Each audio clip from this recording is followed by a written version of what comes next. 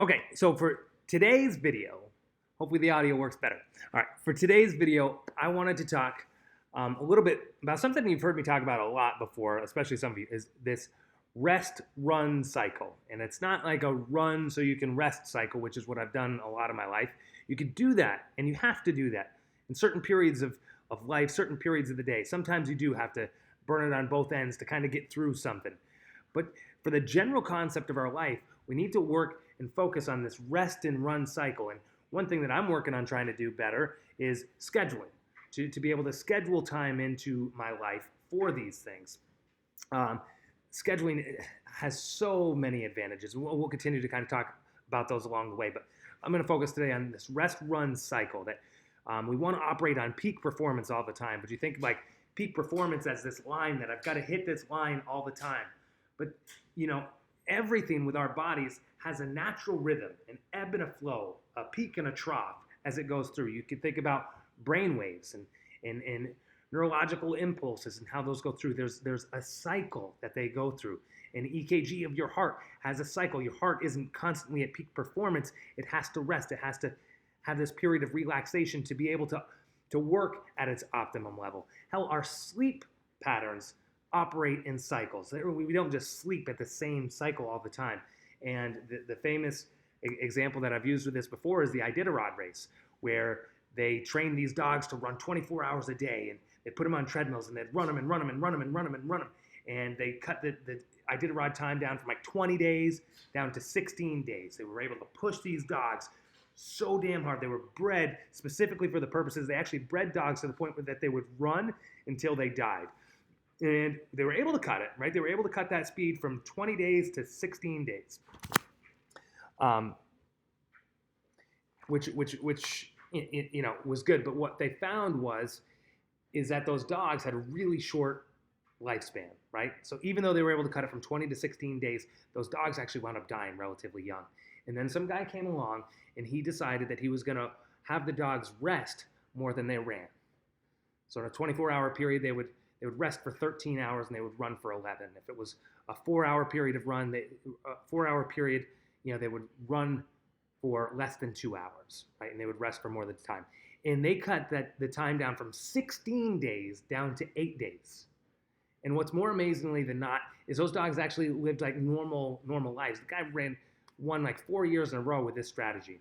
And so it's just this idea that like to operate at what we assume to be peak performance, we actually have to rest and take breaks to recharge our batteries to get to what we need. And I want to encourage everybody to work that into their day, work that into their month, work that into their year. And there's ways that you could do that to make sure that I talked yesterday about momentum, right?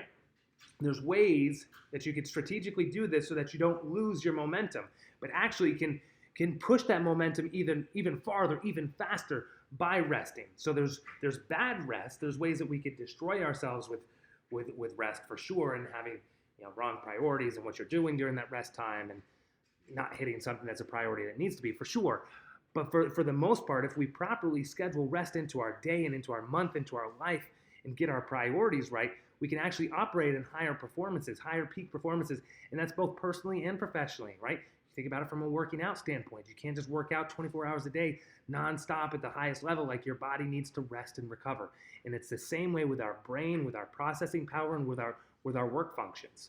And so I want to continue to improve myself, my peak performance levels, my scheduling stuff. And so I figure if it's helpful for me, maybe it'll be helpful for you guys as well. So I'm going to kind of continue to put out and share some of the stuff that I'm working through on myself.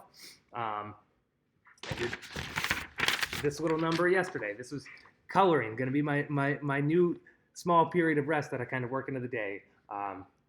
Last night I shut it all down for a little bit, got the kids' paints out, got some crayons out, and that was my rest period. My period to show my family that you are still my priority. Yes, you see Daddy. Daddy works his butt off, and I work really hard, and that's important to me. But it's also important that I'm spending time with you, and that I'm resting, that I'm recharging, that I'm recovering.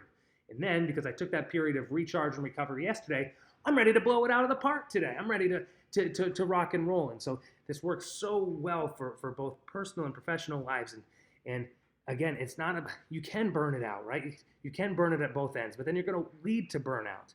And that's not good for you long-term, personally, professionally, or anything, right? And so what I want to focus on is long-term strategic, having people be long-term successful in the company, and more importantly, long-term successful in their own relation, both financially and spiritually, and relationally with those that are close to them and their family members, etc. And looking at life with kind of this holistic approach of how do we work and rest to have it all. And I think it's possible. I think it's challenging. I'll do another bit on balance. Maybe I'll do that one a little bit later. It's not easy, but nothing worth it is ever easy, right?